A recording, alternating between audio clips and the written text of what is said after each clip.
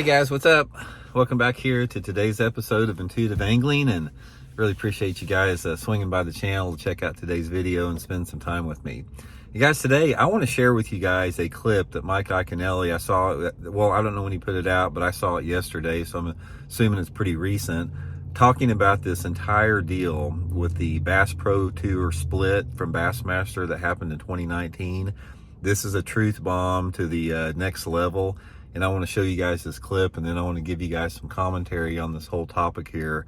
So I think you guys are going to find this pretty interesting.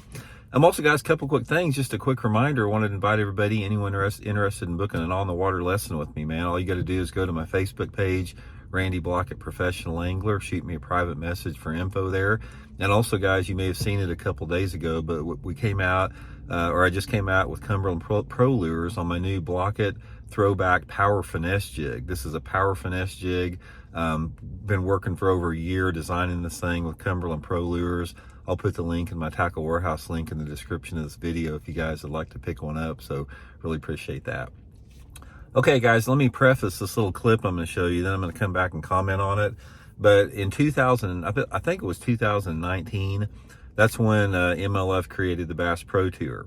And in doing so, they sniped like, I don't know, 75 or 80 of the Bassmaster Elite Pros from the Bassmaster Elite Series and brought them over to the MLF Bass Pro Tour, and it really fractured the industry. This was one of the worst moves for the industry of all time, and I'm going to explain to you why after you watch this clip. So let's take a second and watch Mike Iaconelli's clip, and then we'll be back here. Because you believe Bass is not treating you right.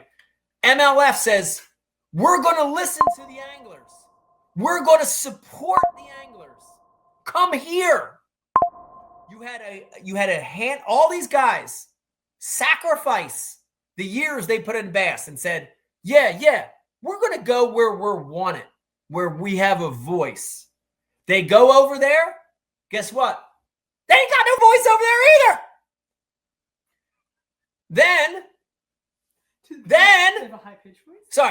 Then a couple years after that, they want to get the field down to 50. All these guys that bet the house, bet their career on MLF are now getting booted out. Where do they go?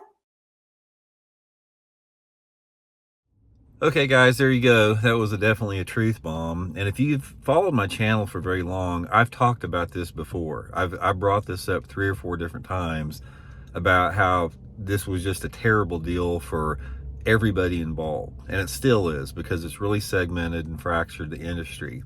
Okay, now let me give you my opinion on this whole thing here.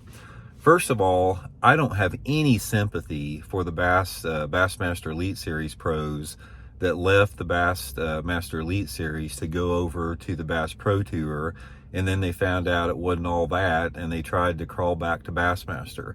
In my opinion, if you've made your bed, you got to lie in it.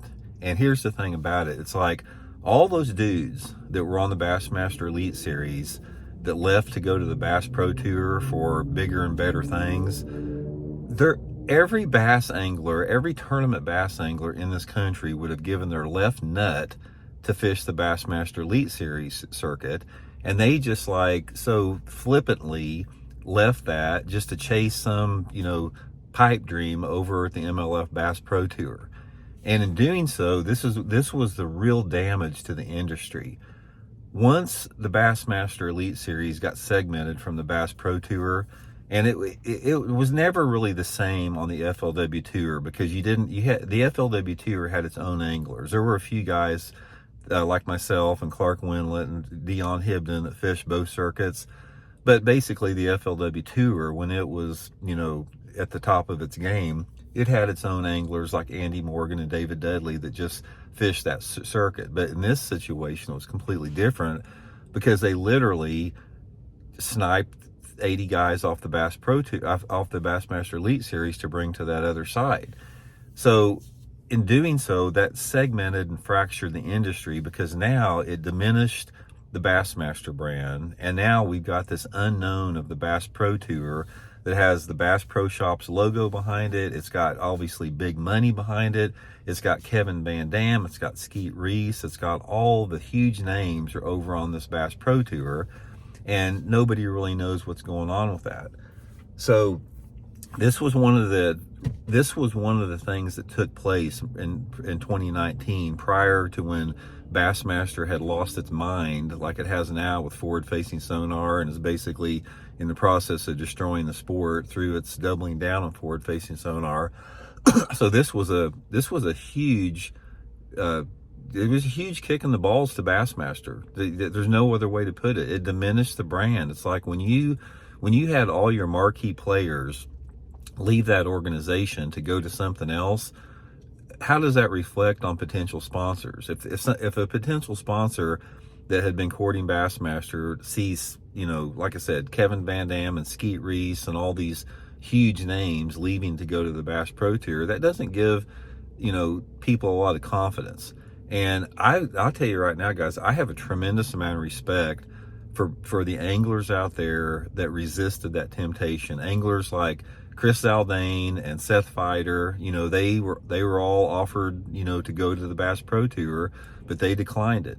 And I remember Chris Zaldain made a comment that he goes, I worked my butt off to get to the Bassmaster Elite Series. I'm not going to throw it away on some, gamble like this. And he was right, because what happened, everybody went over there and they were promised this pie in the sky, and they're going to be all famous and they're all going to get rich, and it never materialized. And you slowly started seeing people like Gerald Swindle and those type of guys that went back and used their Bassmaster exemptions. They saw it wasn't all that it was, cut up to be. And you've seen a huge movement almost every one of those pros to get back to the Bassmaster Elite Series, or they've retired. Guys like Kevin Van Dam just retired. So this was, and you can see in the clip with Mike Iaconelli how frustrated he is with this, and he has a right to be. By the way, guys, I love Mike Iaconelli. It's like, I've known Mike forever, and it's like not only is he one of the greatest bass fishermen in the history of the sport, he's also really misunderstood. Mike Iaconelli is a good dude, man. He is a solid, good dude. His persona about going Ike and all that stuff, there was a lot of misunderstanding, but I really like Mike Iaconelli. But and he did it the right way. Ike, he went over, he left this Elite Series to went over, to the Bass Pro Tour, but then he found out it wasn't all it was. He didn't take as an exemption to get back to the Bassmaster Elite Series. He went back and requalified through the Opens, and I've got a tremendous amount of respect for that. So anyway, I just thought that was a really cool clip that Mike put out there. I wanted to share with you guys. And it just goes to show the influence of money in the sport. It's like this entire deal, the Bass Pro Tour obviously had, a lot of resources behind it to create this situation. They thought it was going to be something that was better for the sport, and it wasn't. And here's the reality. Let me guys give you a reality check on this. The Bassmaster Classic will always be everything. The center of the universe in bass fishing is the Bassmaster Classic. Nobody is going to come up with a better circuit. Nobody's going to come up with anything that's going to replace it. It's just like the Red Crest. Most anglers in this country have never even heard of the Red Crest, but they've heard of the Bassmaster Classic. The Classic will always be the pinnacle. So all these organizations that are thinking they're going to compete with the Bassmaster Classic, they're not going to do it. And that's why I am so pissed off at Bassmaster, is because they have diminished the brand of Bassmaster. The current management has diminished the brand of Bassmaster, diminished the presence of the Bassmaster Classic through the poor decision makings that they have done primarily with forward-facing sonar.